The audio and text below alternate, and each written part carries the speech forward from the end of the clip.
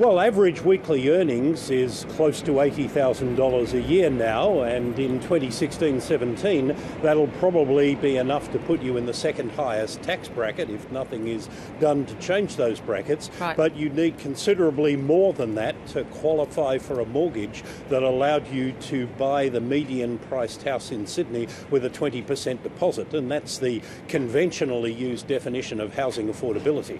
All right, so that $80,000 a year person can't do that.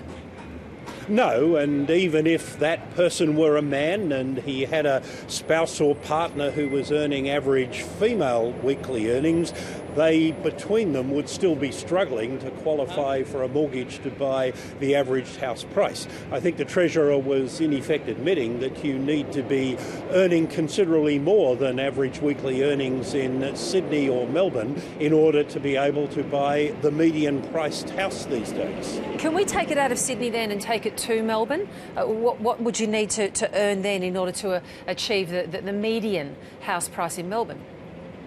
Oh, I think you'd need something in excess of average weekly earnings in Melbourne as well, even if you were prepared to live in one of the outer suburbs and spend up to 2 hours in each direction commuting, which of course these days far few people are willing to do. One of the reasons why prices in Sydney in particular, and to a lesser extent Melbourne, are now as high relative to incomes as they are, is because Australians who are in a position to make this choice are willing to spend a higher proportion of their income on housing so that they spend a smaller proportion of their income on commuting than they'd have to if they lived in the outer suburbs. That's an unfortunate choice, and not everyone's in a position to make it. Well, look, Bureau of Statistics figures show us that would-be owner-occupiers now account for less than half of the market, less than half of the money borrowed for home loans in April. That's the lowest proportion on record. So in your view, Saul Eslake, have investors pushed owner-occupiers out of the market? Yes, I think they have. And when the Treasurer says, as he did yesterday, that housing's still affordable, it must be because people are still buying houses and apartments. That's obviously true. It's true by definition. But what's also true is that these days it's investors who are accounting for the majority of buying, and they are increasingly pushing up the price of housing. They can do that because they get their interest bills subsidised by other taxpayers courtesy of negative gearing. They only pay tax on their capital gains if they make them at half the rate that other taxpayers pay on their wage and salary incomes. They can afford to do that. Increasingly, first home buyers can't afford to do that. And the problem for them, I guess, is that in any given year there are only going to be about 100,000 people who succeed in becoming first time buyers, while at any point in time there are over 8 million people who already own at least one property. There are 1.5 million people who own more than one,